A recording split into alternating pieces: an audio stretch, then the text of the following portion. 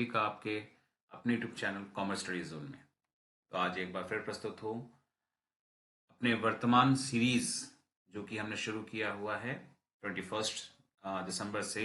आज उसके पार्ट 7 के साथ, जिसमें कि आज हम फिर से एक बार बात करने वाले हैं accountancy and business studies subject से डेली वर्कशीट, जो कि 10 मार्क्स का होता है। 4 से 5 चैप्टर्स में कवर अप होते हैं, उनकी question as well as the suggested answers with proper explanation. तो आइए बिना किसी देरी के स्टार्ट करते हैं आज का ये वीडियो।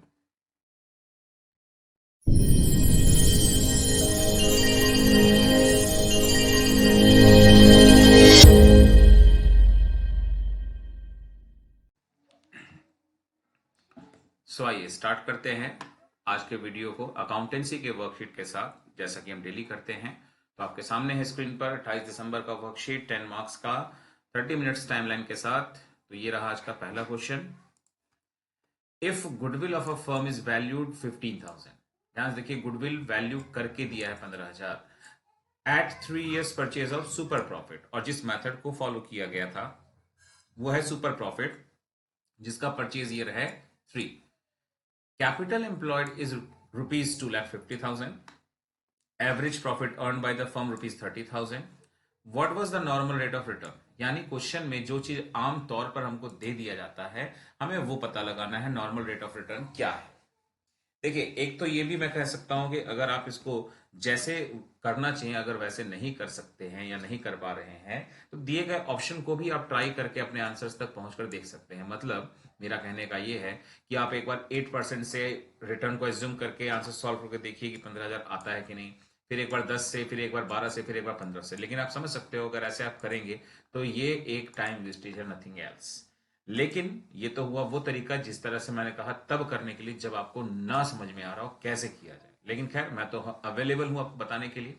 तो आइए देखते हैं कैसे आप इसको सॉल्व करेंगे। सबसे पहले आप गुडविल के उस फॉर्मूले को लिख देंगे जिस फॉर्मूले से गुडविल निकालने की बात यहां हुई थी, और वो था super profit method, super profit into number of purchase year, जिसमें से गुडविल आपको दिया गया था 15,000। सुपर प्रॉफिट फिलहाल हमको नहीं पता, तो हम एज इट इज छोड़ देते हैं, और परचेज ईयर ऑलरेडी नोन था 3।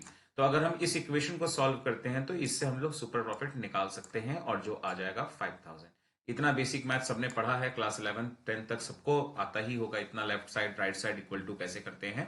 तो 5,000 हमारे पास आ गया है super profit, but this is not the answer. Yes, इसके बिना आंसर तक तो हम नहीं पहुंच सकते, but this is not the answer. Super profit जो ऑलरेडी हमने निकाल लिया है 5,000, उसका फॉर्मूला होता है एवरेज माइनस नॉर्मल प्रॉफिट, जिसमें से सुपर प्रॉफिट है 5,000। एवरेज प्रॉफिट भी दिया ही था क्वेश्चन में 30,000, रह गया नॉर्मल प्रॉफिट, वो नहीं अवेलेबल है, तो उसका फॉर्मूला होता है जिसमें था कैपिटल एम्प्लॉयड, जो कि फिलहाल अवेलेबल है 2,50,000 इंटू रेट अपॉन 100, और यही रेट इस समय मिसिंग है जो कि हमने आर लिख के ही छोड़ दिया है। तो इस तरीके से आप ये इक्वेशन तैयार कर लेंगे, 5,000 is equal to 30,000 minus 2,50,000 into R upon 100। अब इसमें से आपके तरीकों पर डिपेंड करता है, मैंने जो तरीका फॉलो किया मैं उसी को बस समझाना चाहूंगा कि मैंने यहाँ के 2 जीरो और यहाँ के 2 जीरो को काट दिया है, और रेस्ट 5,000 जैसे था वैसे ही है। इस 30 को इक्वल टू के राइट साइड से लेफ्ट साइड जब ले जाएंगे तो as per the rules of mathematics symbol minus का लग जाएगा, 30,000 हो गया, and then is equal to के बाद माइनस का साइन एज इट इज रहेगा, एंड यहाँ पे बचा है 2,500 इंटू आर। ठीक है, तो इस तरह से हमने इक्वेशन को आगे बढ़ा दिया है। नाउ इसको जब सॉल्व करोगे आप 5,000 माइनस 30,000, तो जैसा आप जानते हैं मैथ्स में के रूल के मुताबिक ये माइनस में आएगा, माइनस 25,000, और इज इक्वल टू ऑलरेडी यहाँ पर है माइनस 2,500 इंटू आर। और मैथ्स के रूल के मुताबिक लेफ्ट साइड और राइट साइड में अगर सिंबल सेम है तो वो भी आपस में कट जाते हैं, तो बच गया 25,000 is equal to 2,500 into R. Now R is equal to जब आप करोगे तो ये 25,000 डिवाइड में आ जाएगा ये 2,500, तो उसको सॉल्व करने पर आएगा 10%, यानी हमारा रेट था 10%, जिसके बेसिस पर गुडविल निकाला गया था, और जो आया था 15,000 का आंसर। तो इस तरह से हमारा आंसर है ऑप्शन नंबर बी 10%। चलिए नेक्स्ट क्वेश्चन पे आते हैं। इन केस ऑफ WCR यानी workman compensation reserve, hope so सभी को ये शॉर्ट फॉर्म पता ही होगा। If the amount claimed is more than the amount lying in WCR, यानी जो अक्सर आपको बैलेंस शीट के नीचे क्लेम की वैल्यू बताई जाती है, वो क्लेम की वैल्यू ज्यादा है, किससे ज्यादा है, वर्कमैन कंपनसेशन रिजर्व की वैल्यू से ज्यादा। तो ऐसे केस में जो शॉर्टफॉल पड़ेगा उसको आप रिकॉर्ड कहां करेंगे। देखिए, आप एज्यूम कर लीजिए आपका बैलेंस शीट है, लायबिलिटीज में आपको WCR दिया हुआ है जैसे कि 10,000, ठीक है, ये आपका वर्कमैन कंपनसेशन रिजर्व है। और बाहर एडजस्टमेंट में क्लेम दिया हुआ है जो कि उससे ज्यादा बताया गया, लाइक एग्जांपल लेते हैं 12,000, तो आपके अंदर का रिजर्व है 10,000, क्लेम है 12,000, तो जो एक्स्ट्रा क्लेम 2,000 जिसको हमें शॉर्ट फॉर बोला गया है क्योंकि क्लेम के लिए 2,000 रुपये कम पड़ रहा है, वो कहाँ रिकॉर्ड करोगे आप? तो रूल के मुताबिक अगर क्लेम की वैल्यू ज्यादा बनने लगती है, रिजर्व कम होता है, तो उस डिफरेंस अमाउंट को हम रिवैल्यूएशन के डेबिट साइड दिखा देते हैं। तो यानी आपका ऑप्शन नंबर ए हो जाएगा, रिवैल्यूएशन अकाउंट। चलिए बढ़ते हैं थर्ड क्वेश्चन की तरफ। Identify the situation in which a firm is compulsorily dissolve as per section 41। मैंने आपको लास्ट डे भी एक डिसोल्यूशन का ये कोर्ट के ऑर्डर वाला क्वेश्चन लेकर बताया था, हिंट दिया था कि आपको उस सेक्शन को तैयार करना ही होगा। यहां भी आज मैंने एक कोशिश किया है कि आपका ध्यान यहां ले जाना चाहूं। तो पूछ रहे हैं कि सेक्शन 41 जो डिसोल्यूशन के केस में पार्टनरशिप में आ जाता है, उसके मुताबिक कंपल्सरली फर्म को डिसॉल्व कब किया जाता है। कुछ सिचुएशन आपके सामने है, हम आइए पढ़ते हैं वन बाय वन। पहला ये रहा, एक मिनट, हाँ, when business of the firm declared illegal, अगर आपके किए जाने वाले बिजनेस को, आपने के एक्टिविटीज को इलीगल करार दे दिया जाता है, या फिर व्हेन ऑल द पार्टनर्स और all except one partner die, या तो आपके फर्म के जैसे 4 पार्टनर, चारों मर जाते हैं, या फिर पार्टनर 4 थे, 3 मर जाते हैं एक को छोड़ करके, तो भी बिजनेस को बंद करना पड़ता है, ये कहने का मतलब। तीसरा, when all the partners or all except one partner are declared insolvent, या तो जितने पार्टनर्स हैं, मान लीजिए 3 पार्टनर्स, तीनों के तीनों इंसॉल्वेंट हो गए, या एक को छोड़कर बाकी 2 इंसॉल्वेंट हो गए, ये 3 केसेस हैं। और चौथा ऑप्शन ऑल द अबव। तो बताना चाहूंगा, पहला केस इलीगल आपका अगर बिजनेस हो गया तो आपका बिजनेस डेफिनेटली आपको बंद करना पड़ेगा, या फिर आपके सारे पार्टनर्स की डेथ हो जाती है, या एक को छोड़कर सबकी डेथ होती है, तो एक सिंगल पर्सन तो पार्टनरशिप नहीं बना सकता, इसलिए वो भी डिसॉल्व करना ही पड़ेगा कंपलसरली। और लास्ट केस में भी सेम कंडीशन है, बस डेथ की जगह यहां पे केस बना है इंसॉल्वेंसी का। अगर सब इंसॉल्वेंट हो जाए या एक छोड़कर बाकी के सब इंसॉल्वेंट हो जाए, तो एक सॉल्वेंट पार्टनर अकेले पार्टनरशिप फर्म नहीं ऑपरेट कर पाएगा। तो एज पर सेक्शन 41 आपको कंपलसरली डिसॉल्व तीनों ही केस में करना पड़ेगा। तो दैट मीन्स कि आपका करेक्ट आंसर बनता है option number D, all the above. तो इस तरह से हमने 1 मार्कर्स तो क्वेश्चंस पूरे कर ही लिए हैं। चलिए देखते हैं बड़े क्वेश्चंस की तरफ। From the following information calculate cash flow from financing activities. तो फाइनेंसिंग एक्टिविटीज को सॉल्व करना है, एंड काफी कुछ पॉइंट इसमें मैंने कवर किए हैं। ये रहा आपका ओपनिंग ईयर और ये रहा क्लोजिंग ईयर। कुछ लिस्ट है इक्विटी शेयर्स का, प्रेफरेंस शेयर्स का, बैंक लोन 12% बैंक लोन, बल्कि 9% debentures, public deposit, securities premium, reserve, और कुछ एडिशनल इन्फॉर्मेशन भी दिए गए हैं, थोड़ा वो भी देख लें एक बार हम। 3 पॉइंट्स दिए गए हैं टोटल। पहला, 9% डिबेंचर्स जिसकी वैल्यू 1,20,000 है, उसको इश्यू किया गया था इस पर्टिकुलर डेट में। फिर बैंक लोन के बारे में भी बोला गया, उसको रीपेड इस डेट में किया गया। और थर्ड पॉइंट बोला गया है प्रपोज डिविडेंड का जो बैलेंस है करंट ईयर का वो इतना है और प्रीवियस ईयर का इतना है। इन सबको यूटिलाइज करना है और हमें फाइनेंसिंग एक्टिविटीज को सॉल्व करना है। चलिए आइए देखते हैं आंसर कैसे आएगा और कितना आएगा। तो ये रहा आपका फोर्थ क्वेश्चन। देखिए, सबसे पहले आपको क्वेश्चन में एक बार ध्यान दिलाना चाहूंगा कि जब आपके loan, debentures, public deposit, mortgage loan, इन सभी में परसेंटेज मेंशन होता है तो आपको इंटरेस्ट आमतौर पर निकालना ही होता है। कई बार बच्चे कंफ्यूज रहते हैं कि इंटरेस्ट ओपनिंग फिगर पर निकालते हैं कि क्लोजिंग पर। तो मेरा कहना एक ही है, देखिए बच्चों, ऐसा है कि इंटरेस्ट आपको निकालना है तो ना आप ओपनिंग को फॉलो करोगे ना आप क्लोजिंग को। अब आप बोलोगे सर एक नया फंडा लेकर आ गया, अब ये क्या नया चीज है? तो बताना चाहूंगा आपको बच्चे, देखिए आप जब इस प्रॉब्लम को फेस कर ही रहे हैं कि कभी आपको ओपनिंग पर इंटरेस्ट निकाल कर दिखाते हैं बुक्स में, कभी क्लोजिंग पर दिखाते हैं, तो आप कंफ्यूज रहते हैं, आप कभी भी 100% श्योर नहीं हो पाते। इसलिए मैं आपको एक तरीका दिखाना चाहूंगा कि आप कैसे निकालें। देखिए, आप एक रूल फॉलो करिए कि दोनों वैल्यूज में से जो लीस्ट वैल्यू होगी आप उसको फॉलो कर कर उस पर 1 साल का इंटरेस्ट सबसे पहले निकालेंगे, और दूसरी चीज की जो उसमें डिफरेंस अमाउंट का आएगा उस पर भी इंटरेस्ट निकालोगे as per the given date and information. तो अगर उस पर कोई इन्फॉर्मेशन मिला तो ठीक, अदरवाइज नहीं। जैसे देखिए, मैं आपको दिखाना चाहूंगा एक एग्जांपल के तौर पर पब्लिक डिपॉजिट। यहाँ पे हालांकि कोई इंटरेस्ट नहीं है, बट मान लीजिए कोई इंटरेस्ट रेट होता तो इस पर इंटरेस्ट निकालना होता तो कैसे निकालते? 1,00,000 एक वैल्यू है और एक 1,50,000, तो लीस्ट वैल्यू क्या है इसमें? 1,00,000। तो हम 1,00,000 पर 1 साल का जितना भी परसेंटेज, सपोज दैट 10% था, तो हम 10% निकाल लेते, ये एक वैल्यू होती। और 1,00,000 और 1,50,000 का डिफरेंस है 50,000। हमारे इंफॉर्मेशन में पब्लिक डिपॉजिट्स के बारे में कोई अलग से इंफॉर्मेशन यानी डेट नहीं दिया गया कि कब उसको इश्यू या कब इसको पे किया गया, तो उस पर्टिकुलर डिफरेंस वैल्यू पर हम इंटरेस्ट ना निकालते। जैसे 12% बैंक लोन की बात करते हैं, यहाँ पे 1,20,000 दिया, यहाँ 2,00,000 दिया है, तो लीस्ट वैल्यू क्या है? 1,20,000। पहले आप 1,20,000 का 12% निकालेंगे पूरे साल का, और जो डिफरेंस है इन दोनों का यानी 80,000, उस पर डेट को फॉलो करेंगे कि क्या डेट इसमें दिया है। और जैसा आप सब जानते हैं यहाँ पे डेट कुछ लिखा था कि हमने लोन को रीपे किया था जून 30, तो इसके अकॉर्डिंग उस डिफरेंस का इंटरेस्ट भी निकाल कर यूज करेंगे हम। ये रूल होता है, यानी हम ओपनिंग को भी ले सकते हैं, क्लोजिंग को भी ले सकते हैं, डिपेंड करता है कि लीस्ट वैल्यू कितनी है। हाँ, अगर क्वेश्चन में ऐसा हो जाता है जैसे कि मान लीजिए आपका डिवेंचर्स यहाँ 3,00,000 रुपीज है, ठीक है, लेकिन नेक्स्ट वैल्यू यहाँ पर कुछ भी नहीं है, जीरो, ब्लैंक, जो अक्सर कई बार दिया होता है, तो ऐसे केस में लीस्ट वैल्यू क्या हो जाएगी? वही जो जीरो है। तो जब जीरो ही लीस्ट वैल्यू है तो इंटरेस्ट भी क्या आएगा? जीरो। और जो डिफरेंस दोनों का है उस पर जब डेट मिलेगा तो अकॉर्डिंग टू दैट इंटरेस्ट निकालेंगे। ये है रूल्स। अब हम एक एक करके इंटरेस्ट निकालते हैं। चलिए बात करते हैं पहले बैंक लोन। तो बैंक लोन का लीस्ट अमाउंट है 1,20,000, 1,20,000 का 12% पूरा एक साल का, और जो यहाँ डेट दिया है, बैंक लोन को रीपे किया था 30 जून 21 में। तो अगर 30 जून को आप बैंक लोन को पे कर देते हैं तो 30 जून तक का ही इंटरेस्ट आप उस पर देंगे, यानी कि एक हो गया अप्रैल के महीने का इंटरेस्ट, एक हो गया मई के महीने का, और एक हो गया जून 30 तक। तो 3 महीने का आपको इंटरेस्ट देना पड़ेगा, किस पर? जिस लोन को आपने रीपे किया। लोन 2,00,000 से हुआ 1,20,000, मतलब आपने रीपे किया 80,000, तो 80,000 पर 3 मंथ्स का इंटरेस्ट और निकालना है। देखिए अब एक बार यहां से मिला लेते हैं। Calculation of interest on bank loan, 1,20,000 का 12% यानी कि हो गया 14,400, प्लस 80,000 का लोन रीपे हुआ था 12%, और 3 मंथ्स का काउंटिंग बन रहा था यानी 2,400, यानी total interest during the year on loan है 16,800। तो आप देख सकते हैं, ना ओपनिंग को हमने फॉलो किया और ना ही क्लोजिंग को, हमने उसको फॉलो किया जो लीस्ट ऑफ द टू था। ऐसे ही अब डिवेंचर्स पे बात करते हैं। डिवेंचर्स की वैल्यू 3,00,000 एंड 180, यानी लीस्ट वैल्यू क्या है? 180। तो पहले हम 180 का 9% तो लेंगे ही लेंगे पूरे एक साल का। अब 180 से हुआ है 3,00,000, मतलब 1,20,000 का और इश्यू, यानी डिफरेंस है 1,20,000, उसके ऊपर कोई डेट है या नहीं है?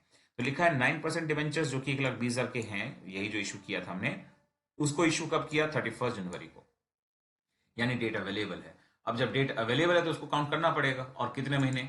अगर आपने जनवरी में डिवेंचर इशू किया है तो जनवरी का इंटरेस्ट, वो भी 31 जनवरी, तो जनवरी का इंटरेस्ट भी आप नहीं देंगे, आप देंगे ओनली फरवरी का और अपकमिंग मंथ मार्च का, यानी 2 महीने का आपको इंटरेस्ट देना पड़ेगा उस डिवेंचर पर जो आपने अब इशू किया, यानी 1,20,000। तो इस तरह से आपको काउंटिंग करना है इंटरेस्ट का डिवेंचर्स पर। आइए उसको भी देख लेते हैं। देखिए calculation of interest on debentures, 1,80,000 का 9% पूरे एक साल का 16,200, एंड रेस्ट 1,20,000 पर 9% और 2 मंथ्स का यानी कि 1,800, यानी टोटल ऑफ इंटरेस्ट बन जाता है 18,000। तो अब आपने अच्छे तरह समझ ही लिया होगा कि इंटरेस्ट निकालने के लिए आपको ना ओपनिंग का रूल लगाना है ना ही क्लोजिंग का रूल लगाना है, least of the two, and जो डिफरेंस है उस पर अलग से कोई डेट है तो उसको फॉलो करना है, अदरवाइज उस हिस्से का इंटरेस्ट नहीं होता है कुछ भी। क्लियर? चलिए अब देखते हैं वन बाय वन क्या क्या चीजें इसमें आएंगी। सबसे पहले इक्विटी शेयर्स, 55 लाख रुपीज से हुआ 60 लाख, यानी 5 लाख का शेयर्स इश्यू हुआ। और बता दूं कि सिक्योरिटीज प्रीमियम रिजर्व जो दिया होता है वो ऑफर जो शेयर्स करते हैं आमतौर पर उसी का इशू होता है। तो अगर आपका शेयर्स है बढ़ रहा है और प्रीमियम भी बढ़ रहा है, तो जितना बढ़ा है प्रीमियम वो शेयर्स पर के इश्यू पर ही हुआ है, ये आप मान के चलेंगे एज अजम्पशन। तो अकॉर्डिंग टू दैट शेयर्स का इश्यू से जो प्रोसीडिंग्स होगा वो आपका सिर्फ 5 लाख नहीं होगा, 5 लाख में प्लस करेंगे आप वो अमाउंट भी जो प्रीमियम्स का भी बढ़ रहा है, यानी 50,000 मिलाकर 5,50,000, यानी हम ये मान रहे हैं फिलहाल कि हमने शेयर्स को इश्यू किया था 5 लाख का एट अ प्रीमियम ऑफ 10%। बाकी रियल लाइफ की बात करें तो वहां तो ये सब चीजें अजम्पशन पे होती ही नहीं, वो तो रियलिटी में पता होती ही है हमको। तो ये कैश फ्लो के रूल्स हैं कि अगर प्रीमियम बढ़ रहा है तो वो माना जाता है शेयर्स पर कि कितना बढ़ा, अगर शेयर्स बढ़ ही नहीं रहा, कांस्टेंट है, तो मान लेते हैं उसके बाद हम डिवेंचर्स वगैरह और जिस चीज पे हो सकता है, ठीक है ना। तो फिलहाल यहाँ पे शेयर्स बढ़ रहा था तो हमने यही माना है कि शेयर्स पर ही इश्यू हुआ था प्रीमियम के साथ। चलिए तो इस समय हमने इक्विटी शेयर्स का पॉइंट कर लिया, प्रीमियम का भी उसी में इंक्लूड कर लिया। नेक्स्ट आते हैं प्रेफरेंस शेयर्स, जो पहले 4 लाख था फिर 320 हुआ, यानी कि घट रहा है। प्रेफरेंस शेयर्स घटता है तो पेमेंट है, यानी कोई भी सोर्स ऑफ फाइनेंस घटता है तो पेमेंट ही कहलाता है। पेमेंट ऑफ प्रेफरेंस शेयर्स जो कि घटा था 80,000 और पेमेंट हुआ इसलिए ब्रैकेट में आप लगाएंगे। अगला पॉइंट हम बढ़ते हैं। तो नेक्स्ट पॉइंट है आपका bank loan. Bank loan 2 lakh था इनिशियली, बाद में हुआ 120, यानी बैंक लोन आपका क्या हो गया है? रिड्यूस। बैंक लोन घटने का मतलब पेमेंट करना, तो देख सकते हो आप पेमेंट ऑफ बैंक लोन जो कि कितना हुआ है 80,000 अगेन ब्रैकेट में। और उसके अलावा बैंक लोन का हमने इंटरेस्ट भी लिया था तो वो इंटरेस्ट हम लास्ट में एक साथ ले लेंगे, और आपका मन करे तो आप अभी भी लिख सकते हैं। अगला है 9% डिवेंचर्स, जो पहले था 180 और बाद में हुआ है 3 लाख, यानी बढ़ गया है, यानी कि इश्यू हुआ है। तो ये रहा इश्यू ऑफ डिवेंचर्स 1,20,000 से।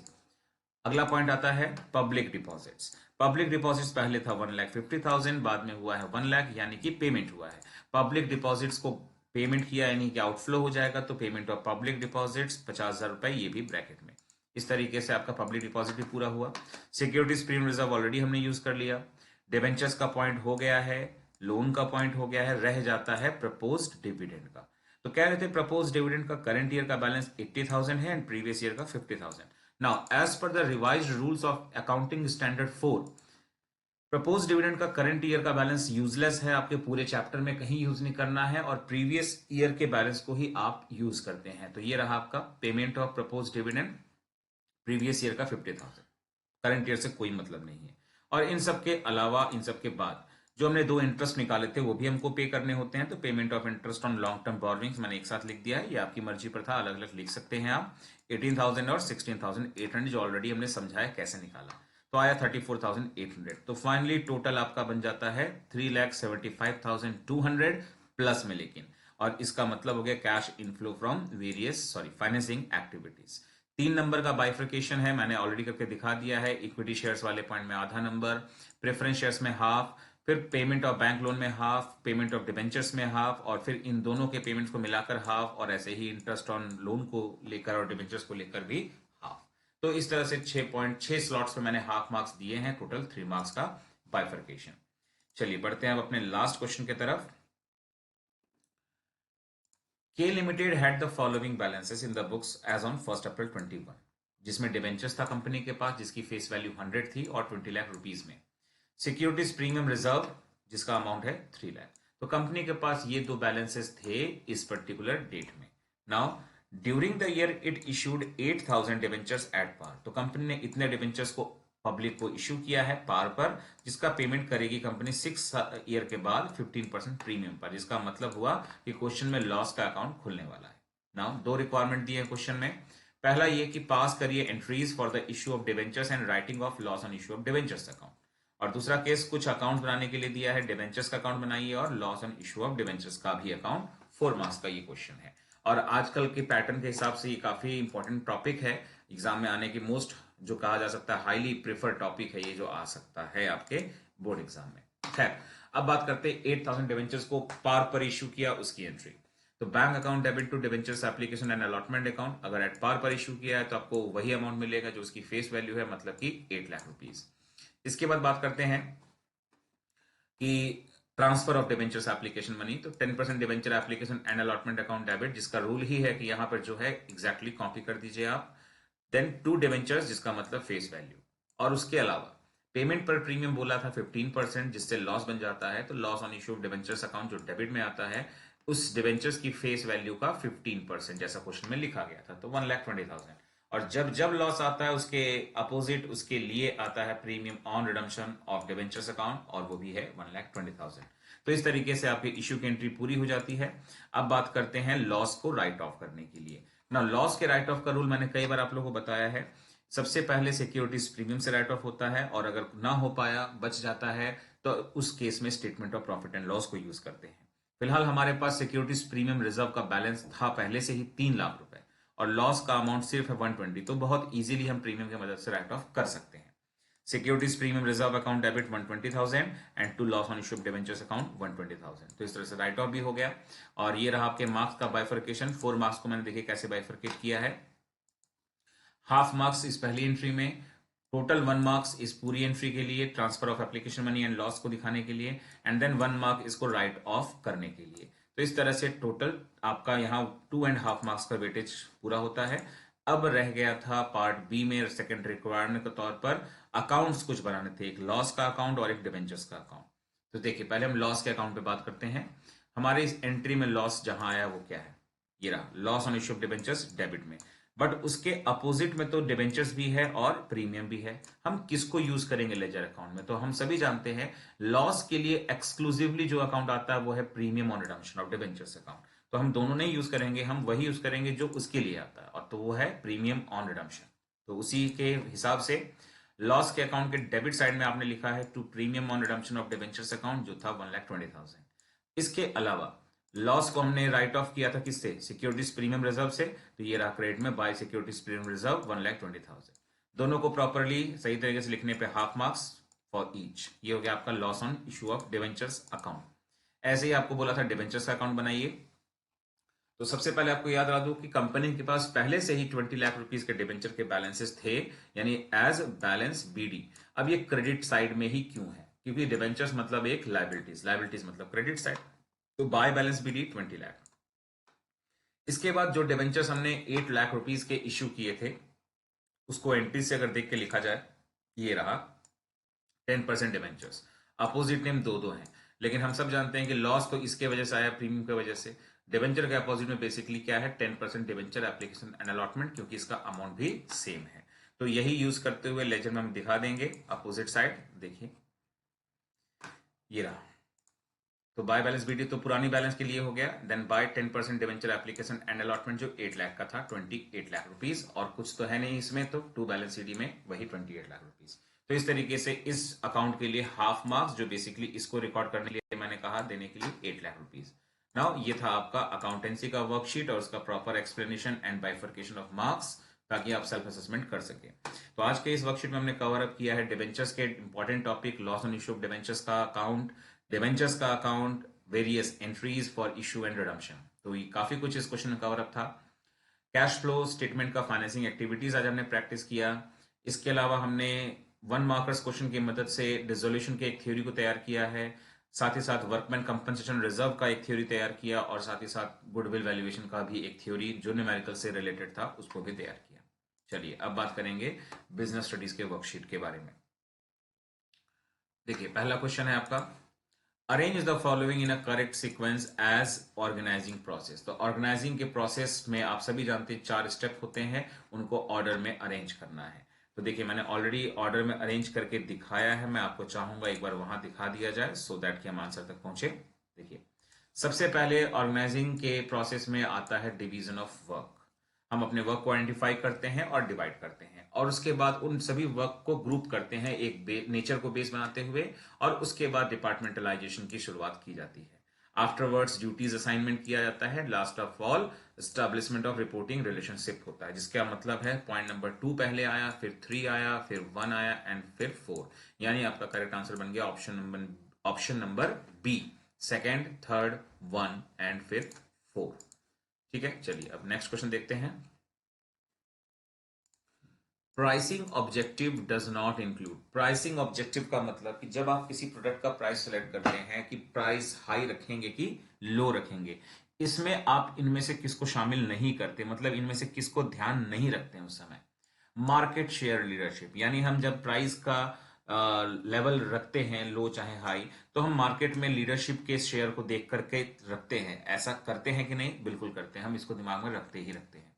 सर्वाइविंग इन कॉम्पिटिटिव मार्केट, आपका मार्केट कंपटीशन से भरा होता है तो उसमें सर्वाइव करना होता है, इसीलिए आप इनिशियली प्रोडक्ट के कॉस्ट कम रखते हैं, यानी डेफिनेटली हम इसको भी इंक्लूड करते हैं। अगला कॉस्ट ऑफ प्रोडक्शन, ये तो इंटीग्रल पार्ट है, जिस चीज को आप बेचेंगे उसके प्रोडक्शन कॉस्ट को तो इंक्लूड करने के बाद ही आप प्राइस तय करते हैं, यानी ये तीनों के तीनों इंक्लूड होते हैं जब भी आप प्राइसिंग ऑब्जेक्टिव्स को देख रहे होते हैं। बट जो लास्ट है, to deliver goods to rural area, इस तरह का कोई भी पॉइंट हम दिमाग में नहीं रखते हैं जिसको लेकर प्राइस तय किया जाता है, तो आपका करेक्ट आंसर बनता है ऑप्शन नंबर डी। चलिए आते हैं थर्ड क्वेश्चन की तरफ। The technique of scientific management given by Taylor which aims to establish interchangeability of manufactured parts and product is। इन 4 टेक्निक्स में से, जिसमें है method study, motion study, standardisation and differential piece wage system, इनमें से कौन सा वो टेक्निक है जिसके मदद से कहा जाता है कि interchangeability of manufactured parts and products में रिलेशनशिप स्टैब्लिश किया जाता है। तो बताना चाहूंगा इसका मतलब ये निकल के आता है कि आपने जो प्रोडक्ट मैन्युफैक्चर्ड किए हैं उसके मैन्युफैक्चर्ड पार्ट्स के साइज में, इन सब कलर्स में, डिजाइन में चेंजेस को लाना, ताकि हम अपने कह सकते हैं waste size, waste colour, waste pattern design के प्रोडक्ट्स को ना प्रोड्यूस करें। तो इस हिसाब से हमारा करेक्ट आंसर बनता है ऑप्शन नंबर सी, यानी स्टैंडर्डाइजेशन। चलिए बढ़ते हैं अपने अब नेक्स्ट क्वेश्चन की तरफ, यानी हमारा बड़ा क्वेश्चन शुरू होता है अब। Following a pre-decided plan when circumstances have changed may not turn out to be in the organization's interest. कह रहे हैं कि पहले से ही तय किए गए प्लान को अगर हम फॉलो करते हैं, जब सर्कमस्टांस बदलने लगते हैं तब उसी को अगर हम फॉलो करें तो वो हमारे लिए किसी काम का नहीं होता, ऑर्गेनाइजेशन के बेनिफिट में भी नहीं होता है। इसको हाईलाइट करते हुए पूछा गया है कौन सा लिमिटेशन है प्लानिंग का जो इसमें हाईलाइटेड है, और फिर बोला है रिमेनिंग 2 लिमिटेशंस को एक्सप्लेन करिए। देखिए, अगर आप यहाँ इस ध्यान से देखें तो बोल रहे थे कि अगर हम पहले से तय किए गए प्लान को ही फॉलो करते हैं, वो भी तब जब सर्कमस्टेंस बदल रहे होते हैं, यानी we are not suppose to change the plan which are pre decided, but the circumstance is not constant, it is continuously changing. तो दैट मीन्स हम कह सकते हैं कि हमारे चेंज सर्कमस्टांस के अकॉर्डिंग हम अपने प्लान को नहीं बदल रहे हैं। That means planning leads to rigidity, यानी प्लानिंग रिजिड होता है। ये वो लिमिटेशन है जो इसमें हाईलाइट किया गया था। तो ये हो गया आपका पहला आंसर, 1 मार्क आपको यहां मिल जाता है। फिर बोला गया था 2 नंबर के लिए कि रिमेनिंग 2 लिमिटेशंस को आप एक्सप्लेन करिए। तो जैसा रोज मैं बोलता हूं आपको, एक्सप्लेनेशन आप अपने हिसाब से देख लेंगे बुक से या अदर रेफरेंस बुक्स वगैरह से। बाकी मैं आपको हेडिंग्स बता देता हूं, कोई भी 2 पॉइंट्स आप उसमें से चुन लें जो आपको लिखना है। Planning may not work in a dynamic environment. Planning reduces creativity. Planning involves huge cost. Planning is a time consuming process. Planning does not guarantee to success. ये कुछ पॉइंट्स हैं जिसमें प्लानिंग की कमियां गिनाई गई हैं, ये हेडिंग्स है सारे। तो एज यू ऑल नो कि हेडिंग्स के हाफ मार्क्स मिलते हैं, तो half marks for correct heading and half marks for the explanation for any 2 headings. ये हो गया आपका क्वेश्चन नंबर 4। चलिए आते हैं अब लास्ट क्वेश्चन की तरफ। एक डायरेक्ट सा क्वेश्चन है, explain any 4 reasons why internal source of recruitment is very popular and common।